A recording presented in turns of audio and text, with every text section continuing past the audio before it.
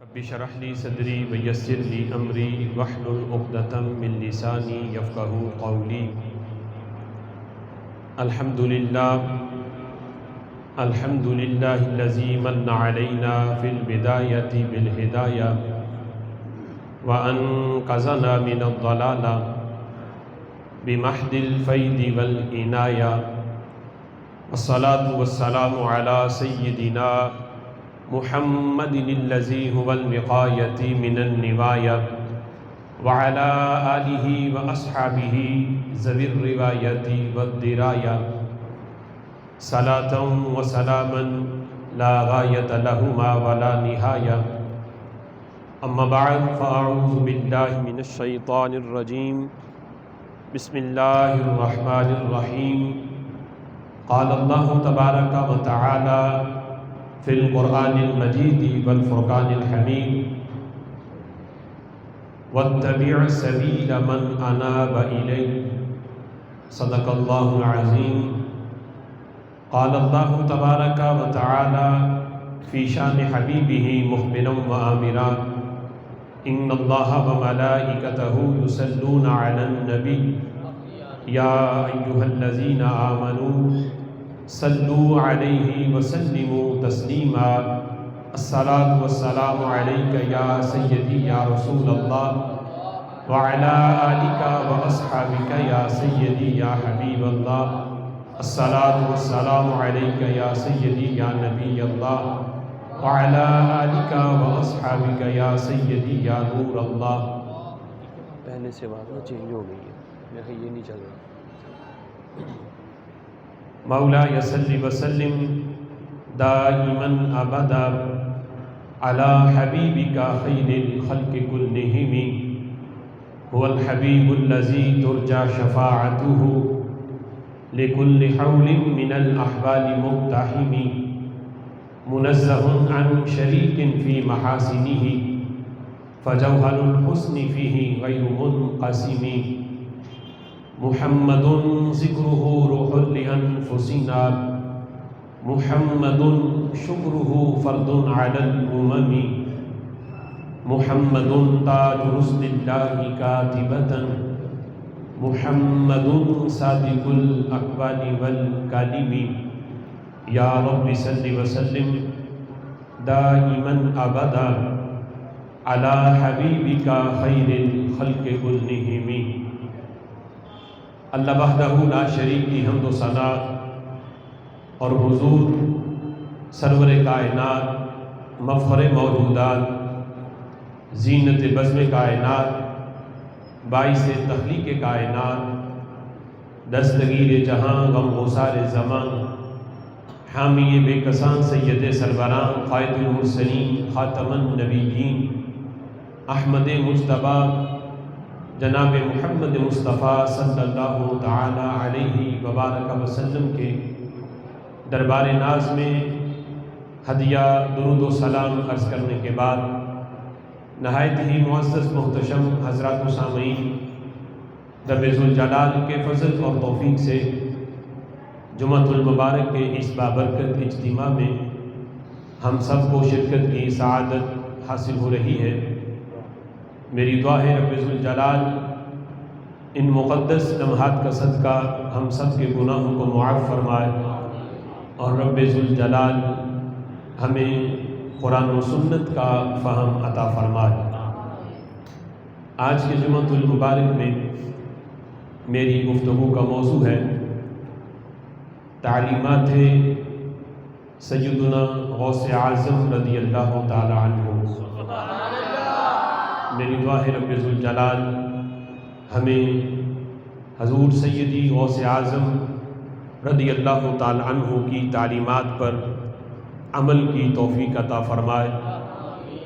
گزشتہ جمعہ حضور سیدی غوث اعظم رضی اللہ تعالی عنہ کے عقائد اور نظریات کے حوالے سے آپ حضرات نے اس کے چند پہلو سماعت کیے. آج بھی اسی موضوع کی ایک دوسری کڑی ہے. حضور سیدی غوث اعظم رضی اللہ تعالیٰ عنہ کی تعلیمات بالخصوص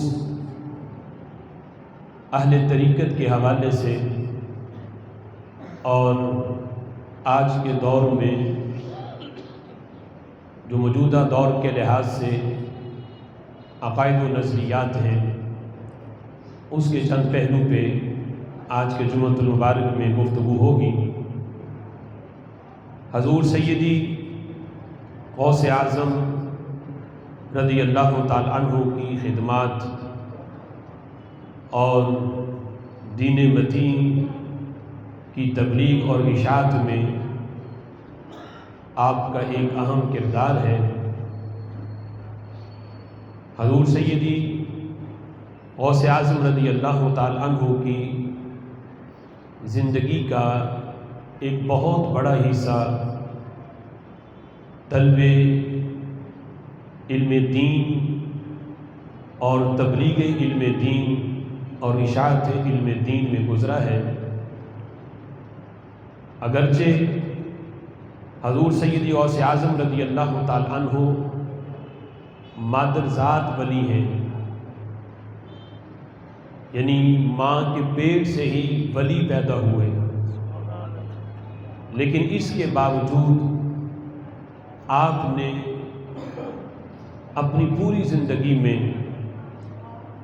جو مجاہدے کیے، جو محنت کی اور مزید ولایت کے جو اونچے درجات ہیں ان کو حاصل کرنے میں جو آپ کے مجاہدات ہیں اس کی بھی ایک طویل فہرست ہے۔ ولایت ایک وہ ہوتی ہے جو یعنی بندہ مادرزاد ولی ہو، ولایت کسبی بھی ہوتی ہے اور ولایت وہبی بھی ہوتی ہے۔ حضور سیدی غوث اعظم رضی اللہ تعالی عنہ کو ولایت کی جس قسم میں بھی دیکھیں رب ذوالجلال نے آپ کو ایک ممتاز اور منفرد حیثیت عطا کی۔ حضور سیدی غوث اعظم رضی اللہ تعالی عنہ کی تعلیمات کو بیان کرنا اور اس پہ عمل کرنا اس لیے بھی ضروری ہے کہ آج کچھ لوگوں نے محض یہ سمجھا کہ حضور سیدی غوث اعظم رضی اللہ تعالی عنہ محض کسی صوفی درویش یا محض ایک کسی دربار کے گدی نشین کا نام ہے، جس طرح آج کچھ جہالا حضور سیدی غوث اعظم رضی اللہ تعالی عنہ کے بارے میں تاثر دینے کی کوشش کرتے ہیں۔ حضور سیدی غوث اعظم رضی اللہ تعالی عنہ صرف ایک صوفی ہی نہیں بلکہ وقت کے ایک بہت بڑے فقیہ، عالم، بہت بڑے محدث، بہت بڑے مفتی اور بہت بڑے فقیہ کا نام حضور سیدی غوث اعظم رضی اللہ تعالی عنہ ہے۔ آپ نے اپنی زندگی کے 35 سال علم دین حاصل کیا اور پھر 35 سال آپ نے علم دین آگے بڑھایا۔ 18 اسباق حضور سیدی غوث اعظم رضی اللہ تعالی عنہ روزانہ پڑھاتے۔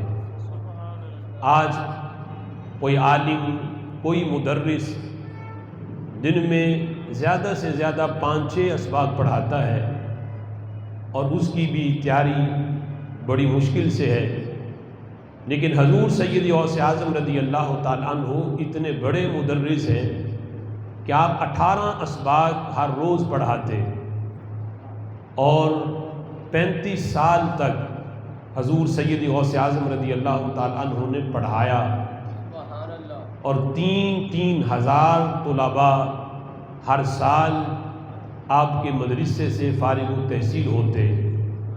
حضور سیدی غوث اعظم رضی اللہ تعالی عنہ کے فیض کا اندازہ کس طرح لگایا جا سکتا ہے کہ جن کے طلباء کی تعداد 1 لاکھ سے زائد ہو، اس عظیم ہستی کا مقام اور مرتبہ کتنا اونچا ہوگا، یہاں تک کہ وہ آپ کے شاگرد ہی ہیں جو بیت المقدس کے فاتح قرار پائے، وہ بھی حضور سیدی غوث اعظم رضی اللہ تعالیٰ عنہ کے فیض یافتہ ہیں۔ اور بیت المقدس کو فتح کرنے کے بعد مسجد اقصیٰ میں، بیت المقدس میں جس ہستی نے خطبہ دیا وہ بھی حضور سیدی غوث اعظم رضی اللہ تعالیٰ عنہ کے شاگرد ہیں۔ اتنا فیض آپ اس لحاظ سے کہ جنہوں نے بیٹھ کے مسلسل آپ سے علم دین حاصل کیا یہ ان کی تعداد ہے، بقیہ جنہوں نے مجلس واعظ میں بیٹھ کے آپ سے دین سیکھا، آپ کے فیوز و برکات حاصل کیے، ان کی تعداد تو اعداد و شمار سے ظاہر ہے کہ آپ کی ایک ایک مجلس واعظ میں 70 ہزار کا مجمع بیک وقت آپ کی تقریر سن رہا ہوتا اور آپ کی تقریر سے موتی اکٹھے کر رہا ہوتا، جن میں 400 اصحاب قلم بیٹھے ہوتے جو باقاعدہ آپ کی تقریر کو لکھتے، ان میں صرفی بھی ہوتے، نحوی بھی ہوتے، علم تفسیر والے بھی، علم حدیث والے بھی، ہر طرح کے فنون والے آپ کے تقریر کو سن کے، صرف والا اپنے حصے کا جام لیتا، نحو والا اپنے حصے کے موتی اکٹھے کرتا، علم حدیث والا اپنے علم کے لحاظ سے آپ کی تقریر سے فیض حاصل کرتا، یہاں تک کہ جس کا تعلق جس فن سے بھی ہے وہ آپ کی تقریر سے اپنے اپنے حصے کا جام اکٹھا کر کے اس کو تحریری صورت میں پھر آگے امت تک پہنچاتے۔ اور آج آپ کی وہ تعلیمات کتابی صورت کے اندر، جس میں نمایاں نام جو آپ کے مجالس کو جنہوں نے محفوظ کیا اور آپ کی تقریریں محفوظ کی گئیں، ان تعلیمات میں ایک نمایاں نام آپ کی کتاب کا الفتح الربانی ہے، اور وہ ہر سجادہ نشین کے لیے وہ ایک سبق کی اہمیت رکھتی ہے کہ ضروری ہے کہ اس وقت تک وہ بندہ اس مسند پہ نہ بیٹھے بلکہ مسند پہ بیٹھنے کا اپنے آپ کو اہل ہی نہ سمجھے جب تک حضور سیدی غوث اعظم رضی اللہ تعالیٰ عنہ کی وہ کتاب الفتح الربانی اس کو اپنے نصاب کا حصہ نہ بنائے، اس لیے کہ یہ مسند یہ کوئی معمولی نہیں، اس پہ آگے مریدین کی اصلاح کا بہت بڑا ذمہ داری اور بہت بڑا ایک منصب اس بندے کو سونپا جاتا ہے، اور جب اسے پتہ ہی نہ ہو کہ میں نے تربیت کس انداز میں کرنی ہے، اپنی تربیت ہو تو پھر آگے وہ تربیت کر سکے گا، تو یہ ہر گدی نشین کے لیے یہ ضروری ہے کہ الفتح الربانی اس کا مطالعہ ہی نہ کرے بلکہ عملی طور پر اسے اپنے سینے میں محفوظ کر کے پھر آگے اپنے مریدین تک ان موتیوں کو بکھیرے۔ تو یقیناً آج بھی حضور سیدی غوث اعظم رضی اللہ تعالیٰ عنہ کا فیض وہ دیکھے گا کہ جس طرح وہ براہ راست حضور سیدی غوث اعظم رضی اللہ تعالیٰ عنہ سے فیض حاصل کر رہا ہے۔ حضور سیدی غوث اعظم رضی اللہ تعالیٰ عنہ آپ ایسے تصوف کے قائل ہیں کہ جو قرآن و سنت کی تعلیمات سے اخذ کیا گیا ہو، جو آج تصوف کی تشریحات کی جا رہی ہیں کہ معاذ اللہ لوگ یہ سمجھتے ہیں کہ وہ بہت بڑا صوفی ہے کہ جس کے بال لمبے ہوں اور اس کی کبھی 6 ماہ تک وہ نہانے کے قریب نہ گیا ہو، یعنی جتنے گندے اور میل کچیل والی صورتحال ہوگی اتنا سمجھتے ہیں کہ یہ بندہ بہت بڑا درویش ہے۔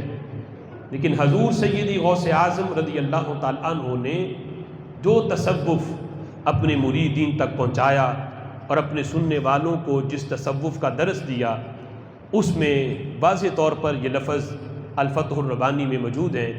آپ فرماتے ہیں الزم ما جاء بہ الرسول، کہ اے میرے مریدین، اے میرے سامعین، اس چیز کو لازم پکڑو جو رسول اللہ صلی اللہ تعالیٰ علیہ وسلم لے کر آئے۔ الزم ما جاء به الرسول، جو رسول صلی اللہ تعالیٰ علیہ وسلم لے کر آئے اسے لازم پکڑو۔ اور لے کر کیا آئے؟ فرمایا هو الکتاب والسنہ، وہ قرآن مجید فرقان حمید ہے، وہ رسول اللہ صلی اللہ تعالیٰ علیہ وسلم کی سنت اور شریعت ہے، فرمایا اس کو لازم پکڑو۔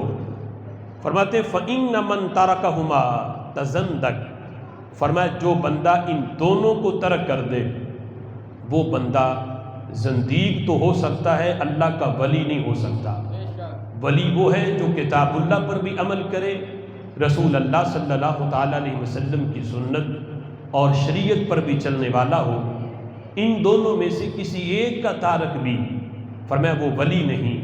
ولایت کا سب سے پہلا نصاب اور سب سے پہلا سبق تصوف کا یہ ہے کہ وہ کتاب اللہ پر بھی عمل کرے، رسول اللہ کی سنت پر بھی عمل کرے۔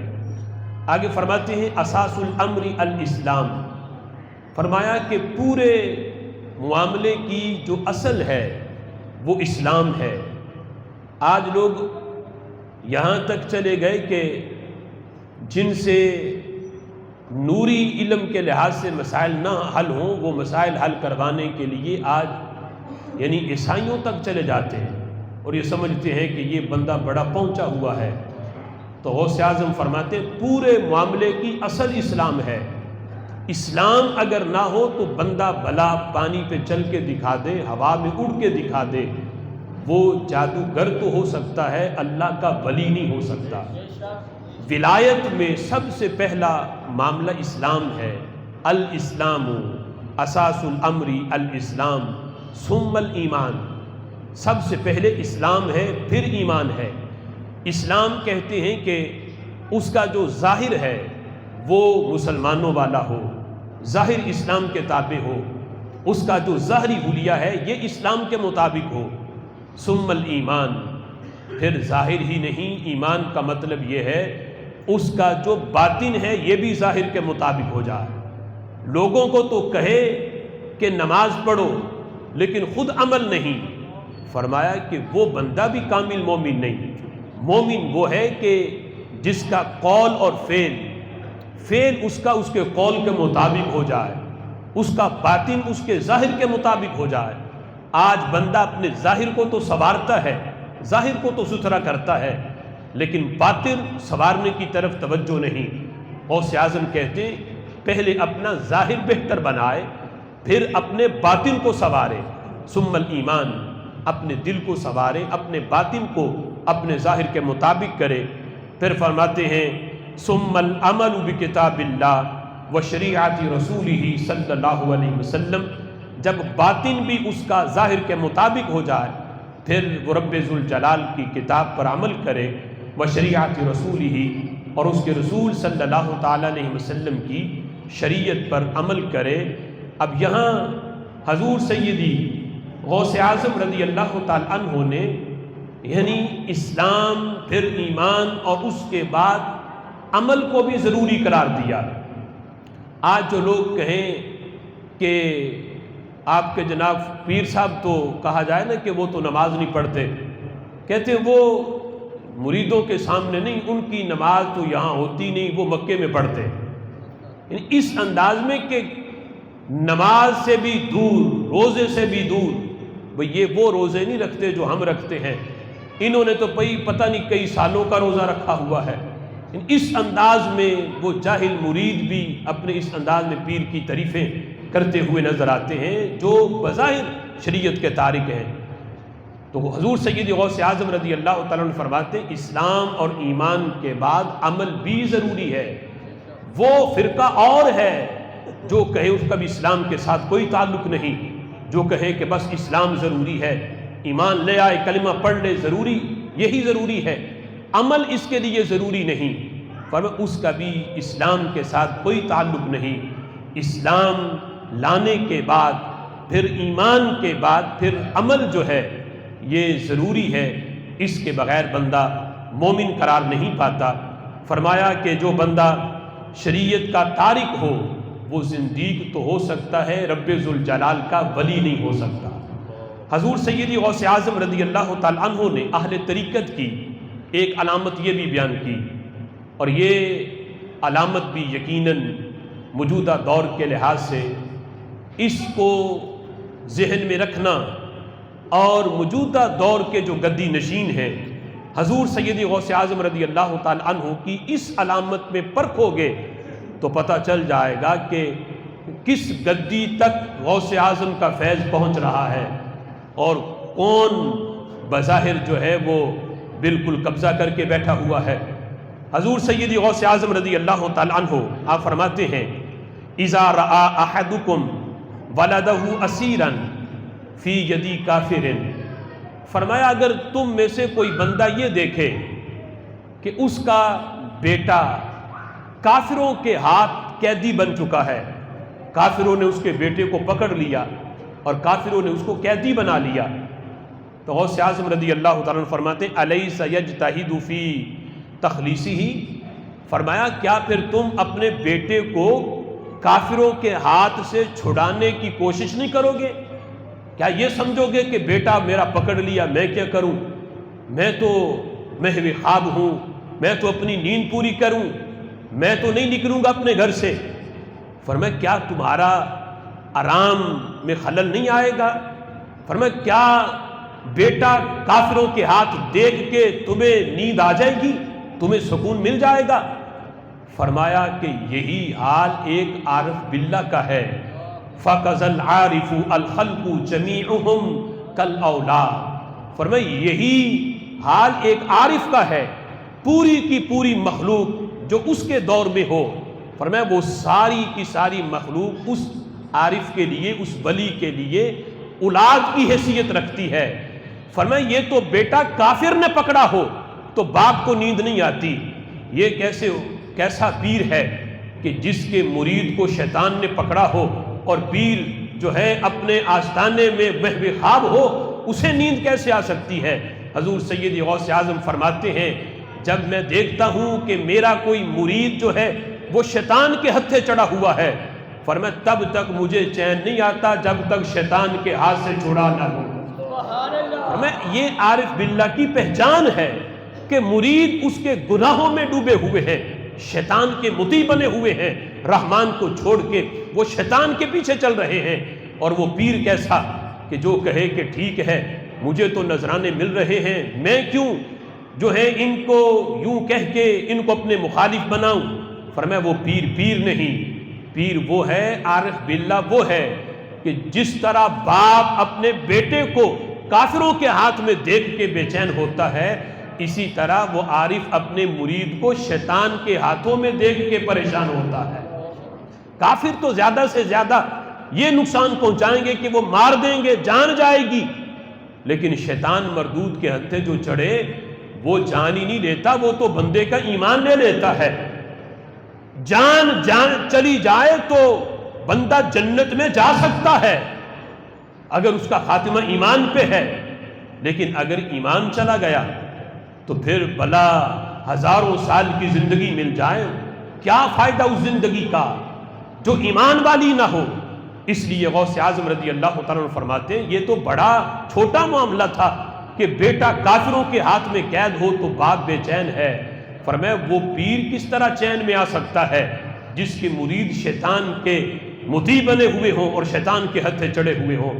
فرمایا وہ بھی بے چین ہوتا ہے جسے یہ بے چینی لگے اور وہ راتوں کو شب داری کر کے رب کی بارگاہ میں گریہ زاری کر کے شیطان کے جال سے اپنے مریدوں کو بچانے کی کوشش کرے، فرمایا سمجھو وہ بندہ رب ذوالجلال کا ولی ہے۔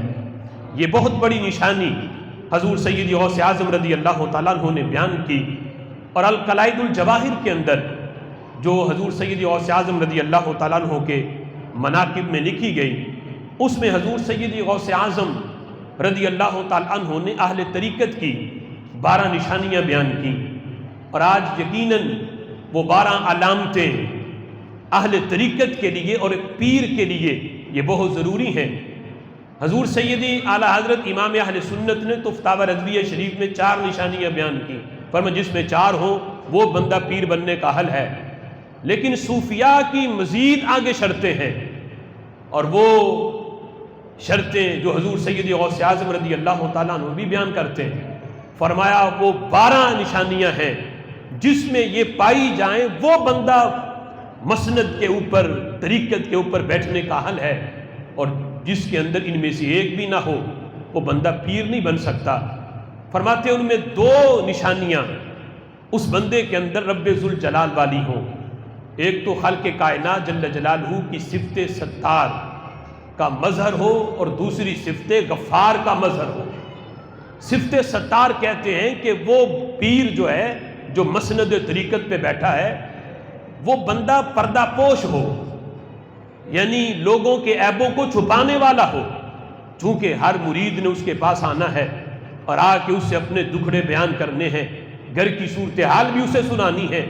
اگر وہ پیر ایسا ہے کہ ایک مرید کی سن کے دوسرے کو بتا دے تو فرمایا وہ پیر نہیں۔ پیر کا جو سینہ ہے وہ سمندر کی طرح ہو، جس کی بھی سنے اپنے سینے میں دفن کرتا جائے، پردہ پوش ہو۔ فرمایا جس کے اندر یہ صفت ہو وہ پیر ہے۔ اور دوسرا صفت غفار کا مظہر ہو۔ صفت غفار معاف کر دینے والا، یہ نہیں کہ مرید سے چھوٹی سی غلطی ہو گئی اور پیر صاحب لکھ کے لگا دیں اپنے آستانے پہ کہ یہ بندہ، اس کا آستانے سے کوئی تعلق نہیں، یہ ہمارے آستانے پہ نہیں آ سکتا۔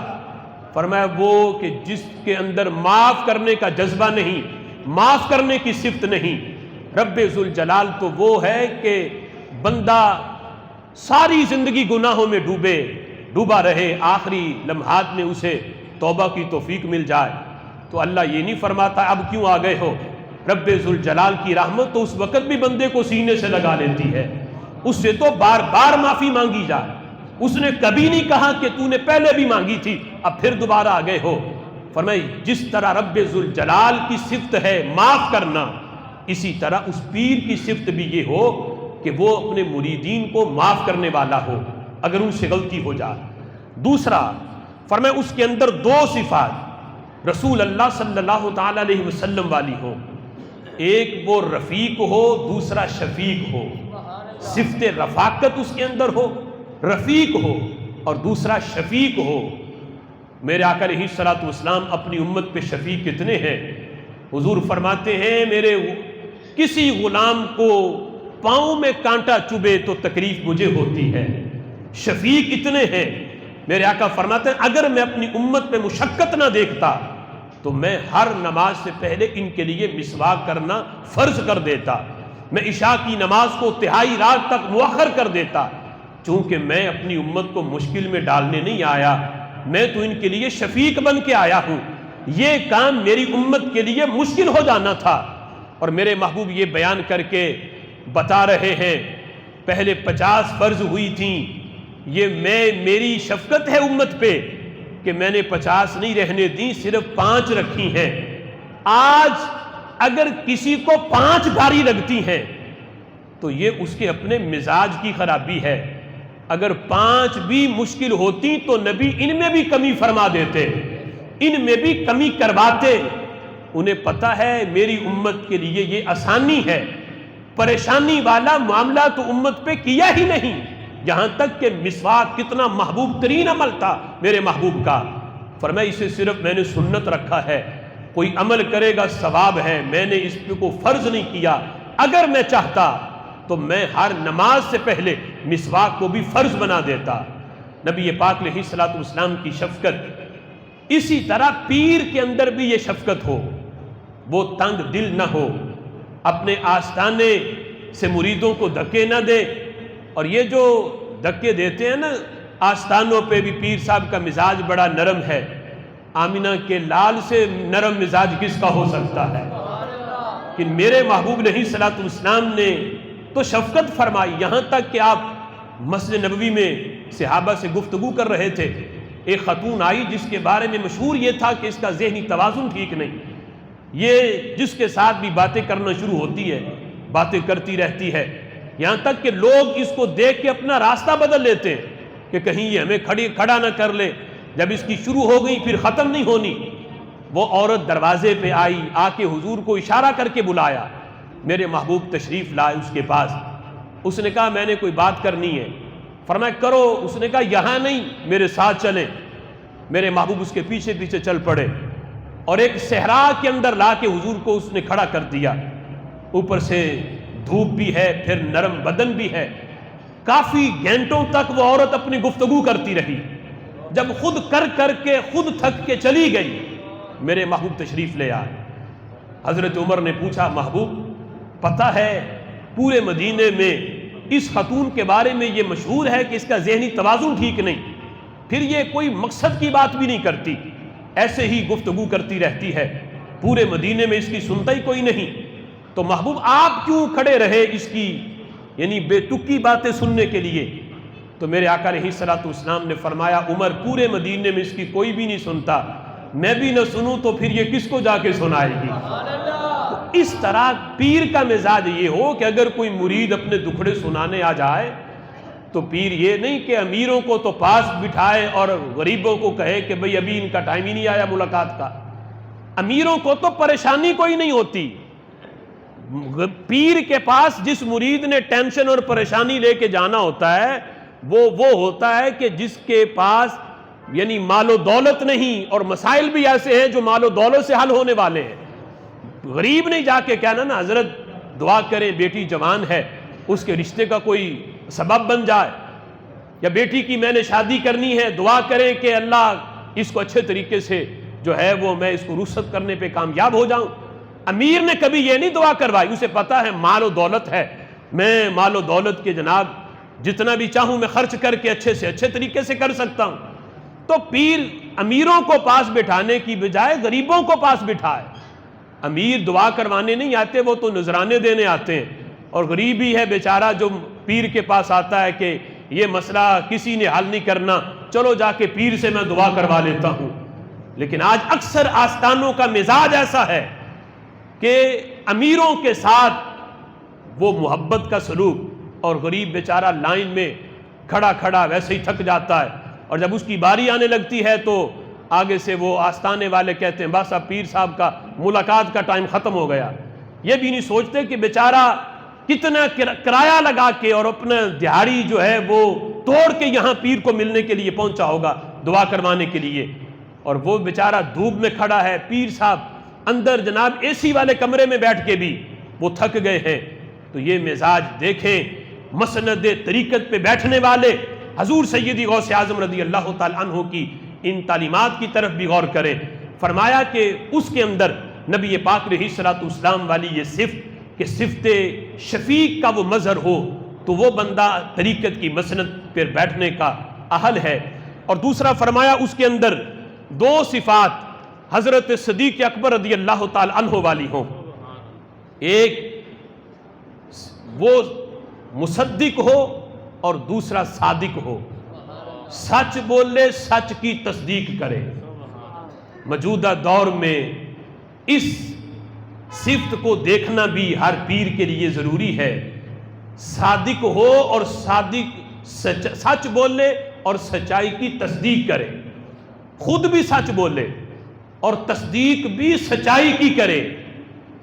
آج وہ پیر غوث اعظم رضی اللہ تعالی عنہ کی ان تعلیمات کو سامنے رکھ کے اپنے اپنے گریبان میں جھانکیں کہ جو محض کرسی کے لالچ میں ایسے حکمرانوں کے پیچھے چل پڑے کہ جو خود دھوکے باز ہیں، خود کذاب ہیں، ان کے پیچھے چل پڑے، کہ جو ناموس رسالت کے مارچ میں تو دور دور تک نظر نہیں آئے، اور آج کسی دھوکے باز کہ کرسی کے جانے کے جو ہے وہ اس کے احتجاج میں روڈوں پہ نکل آئے. کیا اس کی کرسی ناموس رسالت کے مارچ سے بڑا معاملہ ہے؟ کیا اس کا جواب نہیں دینا پڑے گا تمہیں؟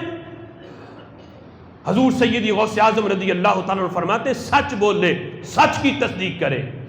آج تو کسی کو ووٹ ڈالنا یہ گویا کہ ہم اس بندے کی تصدیق کر رہے ہیں کہ یہ بندہ بڑا صادق و امین ہے، یہ بندہ اس ملک کے اندر جس نعرے پہ یہ ملک بنا تھا لا الہ الا اللہ محمد رسول اللہ، یہ بندہ اس طرح کا نظام اس ملک کے اندر لے کے آئے گا. ہم گواہی دیتے ہیں یہ بندہ بڑا دیندار ہے، بڑا ایمانت والا ہے، یہ بندہ یہ نظام لائے گا. تو یہ ووٹ دے رہے ہیں ہم اس حکمران کے لیے تو جو صرف ووٹ کا یہ معاملہ ہو تو جو ٹکٹ ہی اس کی پارٹی کا لے اور باقاعدہ لوگوں کو تبلیغ کرے کہ آؤ اس پارٹی میں، یہ بندہ بڑا نیک ہے۔ اور وہ کتنا جاہل پیر ہے کہ جو حضرت امام حسین رضی اللہ تعالیٰ عنہ کی فکر کے بارے میں کہے کہ فلاں جناب جو لیڈر ہے اس کی فکر حسینی ہے، اس جاہل پیر کو بھی اپنے گریبان میں جھانک کے سوچنا چاہیے۔ ٹوپی بڑی پہننے سے بندے کے پاس علم نہیں آتا، علم غوث اعظم کی تعلیمات پہ عمل کرنے سے آتا ہے۔ یہ نہیں کہ چار بندے تمہارے جبے کبے دیکھ کے تمہارے مرید ہو جائیں اور کل کو تمہیں جواب نہیں دینا پڑے گا۔ اپنے بڑوں کی قربانیوں کی تو لاج رکھو۔ جاہل جس نسب کے ساتھ اپنے آپ کو منسوب کرتے ہو، سید کہلواتے ہو، اور پھر کہتے ہو کہ اس کی فکر حسینی ہے، اور آگے لوگوں کو کہتے ہو اٹھو فکر حسینی کے ساتھ، تو غور کرو کہ تم کس بندے کی فکر، کہ جو اسٹیجوں پہ یہ بھی نہ دیکھے کہ کیا چلانا ہے اور کیا نہیں چلانا، اور جس کے جلسوں میں کیا کچھ ہوتا ہے بیان کرنے کی حاجت نہیں۔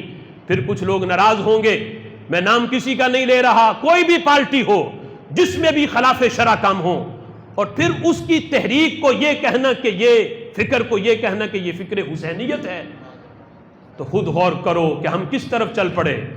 حضور سیدی غوث اعظم رضی اللہ تعالیٰ عنہ فرماتے ہیں صادق ہو مصدق ہو، سچ بولے اور سچ کی تصدیق کرے، جھوٹ کی تصدیق نہ کرے، کرسی ملے یا نہ ملے، مرید کوئی رہے یا نہ رہے، تصدیق وہ سچ کی کرے، ایک بھی ہاتھ چومنے والا نہ ہو لیکن پھر بھی وہ تصدیق سچائی کی کرے۔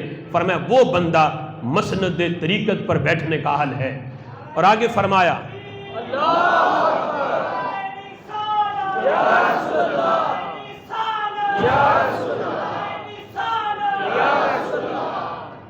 دو صفات اس کے اندر حضرت فاروق اعظم رضی اللہ تعالیٰ عنہ والی ہوں۔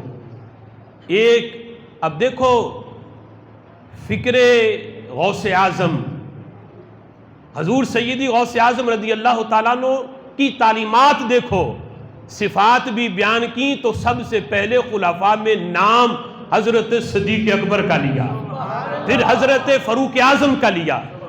آج اگر کوئی جاہل اپنے آپ کو یہ کہے کہ میں حضور سیدی غوث اعظم کا فرزند ہوں، اور نعرے یہ لگائے کہ علی کا پہلا نمبر اور حضرت صدیق اکبر کی افضلیت پہ اور آپ کے پہلا نمبر آپ کا ہونے پہ اختلاف کرے، اور خود کہے کہ میں غوث اعظم کا فرزند ہوں، اس جاہل کو بھی اپنے گریبان میں جھانکنا چاہیے۔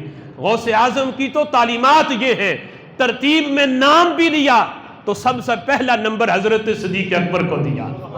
فرمایا دو صفات حضرت فاروق اعظم والی ہوں، امر بالمعروف کرے و نہی عن المنکر کرے، نیکی کا حکم دے برائی سے منع کرے۔ آج کچھ پیر اس وجہ سے بھی مریدوں کو جناب یہ نہیں کہتے کہ نماز پڑھو، یا یہ تم نے، اگر کوئی مرید فیشن والی داڑھی بنا کے جناب پیر کے پاس چلا جائے تو پیر اس سے دو ہاتھوں سے سلام لیتا ہے، پتہ ہے کہ یہ بندہ جناب بڑا مالدار ہے، اور یہ نہیں کہتا کہ تم نے یہ کس طرح شریعت کی دھجیے اڑا رہے ہو، سنت نبوی کا تم نے مذاق اڑایا ہوا ہے، یوں نہ کرو۔ پیر کو توفیق ہی نہیں کہ یہاں نیکی کا حکم دے، وہ سوچتا ہے کہ اگر میں نے اسے یہ کہہ دیا اگلی بار یہ آئے گا نہیں، اور اس دفعہ تو 5000 کا نوٹ ہاتھ میں لے کے سلام لے رہا ہے، اگلی بار یہ کہیں چلا نہ جائے، تو یہ خطرہ ہے کہ کہیں لنگر نہ میرا بند ہو۔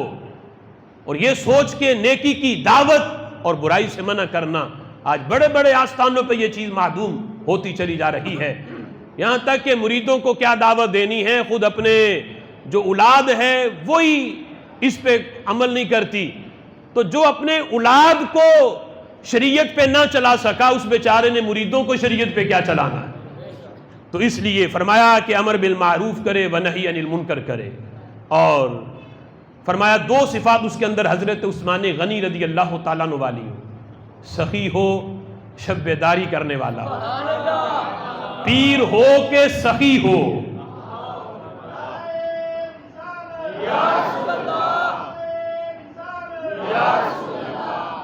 پیر بھی ہو سخی بھی ہو۔ تصوف میں دونوں چیزیں جو ہے اس کی اجازت ہے کہ نذرانہ مریدین سے قبول کرنا، لیکن تصوف کا اگلا بھی ہے کہ آگے مریدوں میں بانٹنا بھی، یہ نہیں صرف قبول کر کے اپنے خزانے بھرتے جانا۔ آج تو صورتحال یہ ہے کہ کوئی مرید آئے نا بیچارہ پیر صاحب کو دکھڑے سنانے کہ پیر صاحب کام نہیں چل رہا، دعا کریں کہ جو ہے نا وہ حالات بڑے ٹف جا رہے ہیں، دعا کریں کہ اللہ تعالیٰ کوئی سبب بنائے، اور جاتے ہوئے وہ پیر صاحب کو نذرانہ پیش کرے تو پیر صاحب بڑی خوشی سے قبول کرتے ہیں۔ یہ نہیں کہ یہ مرید ابھی تو مجھے دکھڑے سنا رہا تھا کہ حضرت گزارا بڑی مشکل سے ہو رہا ہے، تو چلو جو دے رہا ہے وہی میں کہوں کہ چلو رکھو، اپنی ضرورت پوری کرو۔ تو جس پیر سے آ کے مرید کوئی 2-4 بار اپنے حالات جو ہے وہ سنا دے تو پیر کو نذرانے لینے کی بجائے جیب میں ہاتھ ڈال کے مرید کو بھی دے دینے چاہیے کہ یہ جو مجھے دکھڑے سنا رہا ہے تو چلو میں بھی کوئی اس کی خدمت کر دوں، اس کی مدد کر دوں۔ دونوں چیزیں جائز ہیں، یعنی تصوف میں نذرانہ لینا بھی اور نذرانہ آگے مریدوں کو دینا بھی۔ تو یہ غوث اعظم رضی اللہ تعالیٰ عنہ کی تعلیمات سے پتہ چلتا ہے کہ دونوں کام کیے، کہ امیروں سے لیا ہے، آگے غریبوں میں بانٹا ہے۔ امیروں سے نذرانے وصول کرے، لے، اور پھر اپنے خزانے نہ بھرے، آگے غریبوں میں اس کو تقسیم کرے، غریبوں کے لیے اپنا جو ہے نذرانے کا منہ کھولے۔ تو فرمایا کہ سخی ہو، حضرت عثمان غنی رضی اللہ تعالیٰ عنہ جیسی اس کے اندر سخاوت ہو، اور شب داری کرنے والا ہو، رات کو جاگ کے اپنے مریدین کے لیے دعائیں مانگے، ان کے لیے دعائیں کرے، رات کو شب داری کرے۔ فرمایا یہ صفت بھی اس کے اندر پائی جائے۔ وہ حضرت فاروق اعظم رضی اللہ تعالیٰ عنہ کا دور خلافت تھا نا، تو آپ نے ایک علاقے کا گورنر جب بنا کے بھیجا تو پھر 6 ماہ کے بعد جب اس کا ٹیسٹ لینے کے لیے آئے تو لوگوں سے کہا کہ اس کی اگر کوئی شکایت ہو تو بتاؤ۔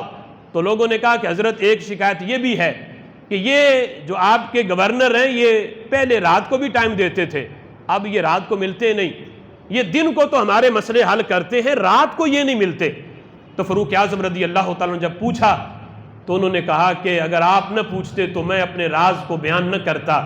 اپنی داڑھی پکڑ لی اور داڑھی پکڑ کے کہنے لگے عمر بتاؤ ان میں ایک بال بھی کوئی سیاہ ہے؟ یہ سارے سفید ہو گئے۔ عمر ایک آ جائے تو وہ نہیں بندے کو چین لینے دیتا، وہی بندے کو قبر بھولنے نہیں دیتا، میری تو ساڑی سفید ہو گئی۔ عمر رات میں نے اپنے رب کے لیے رکھی ہے، دن لوگوں کی مشکلیں حل کرنے کے لیے ہے، رات رب کو منانے کے لیے ہے۔ تو پیر بھی یہ کام کرے، دل کو مریدوں کے لیے دروازے کھولے، ان کے دکھڑے سنے، اور رات کو مصلی پہ بیٹھ کے مریدوں کے لیے دعا مانگے۔ یہ نہیں کہ بس کہہ دے ہاں بھی ہو جائے گا اور رات وہ جو ہے اس کی بستر پہ گزرے۔ جب اتنے سارے مریدین کا بوجھ اس کے کندھوں پہ ہے تو رات کو مصلی پہ بیٹھ کے اللہ کی بارگاہ میں گرجا زاری کرے کہ اللہ یہ میں کچھ نہیں، یہ مجھے سمجھتے ہیں، اپنی مشکل لے کے میرے تک آ گئے ہیں، اے اللہ میں رات کی اس پہر میں تیری بارگاہ میں بیٹھ کے مانگ رہا ہوں۔ اللہ جنہوں نے بھی مجھے دعاؤں کے لیے کہا ہے کچھ سمجھ کے، اے اللہ میں دعا کرتا ہوں سب کے دکھڑے تو پورے کر دے، سب کے دکھڑے حل کر دے، سب کی مشکلات دور کر دے۔ اگر پیر مصلی پہ بیٹھ کے مانگے تو یہ ہو ہی نہیں سکتا کہ رب ذوالجلال پھر مریدین کے مسئلے حل نہ فرمائے۔ تو فرمایا 2 صفات اس کے اندر حضرت مولا علی رضی اللہ تعالی عنہ والی ہو۔ فرمایا ایک عالم ہو، دوسرا بہادر ہو۔ جاہل وہ مسند طریقت پہ بیٹھنے کے قابل ہی نہیں، عالم ہو، اور اتنا عالم فتاوی رضویہ میں امام اہل سنت نے لکھا کہ جو ضروریات دین کے مسائل ہیں اگر وہ کوئی پوچھے زبانی نہ بیان کر سکتا ہو تو اتنا عالم ہو کہ بغیر کسی کی مدد کے کتابیں دیکھ کے وہ مسئلہ بیان کر دے، اتنا عالم ہو۔ اگر یہ بھی نہیں کر سکتا، نماز کے فرائض تک، واجبات تک کا ہی نہیں پتا اور پاکی پلیتی کے مسائل کا ہی نہیں پتا، تو یہ سمجھو کہ یہ بندہ پیر ہے۔ وہ زندیق تو ہو سکتا ہے، پیر نہیں ہو سکتا۔ پیر کی یہ علامت ہے عالم ہو، اور دوسری صفت فرمایا وہ بہادر ہو، حق بات کہنے سے ڈرے نہ۔ فرمایا کہ حق بات وہ کہے بلا اس کے لیے کتنا بھی اسے نقصان کیوں نہ اٹھانا پڑے، مرید ایک بھی بلا نہ رہے، ہاتھ چومنے والا ایک بھی نہ رہے، لیکن حق بات کو بیان کرے۔ فرمایا یہ 2 صفات حضرت مولا علی رضی اللہ تعالی عنہ والی ہوں، اور کل ملا کے یہ 12 صفات فرمایا جس کے اندر پائی جائیں سمجھ لو وہ بندہ پیر ہی نہیں، وہ بندہ اللہ کا ولی ہے۔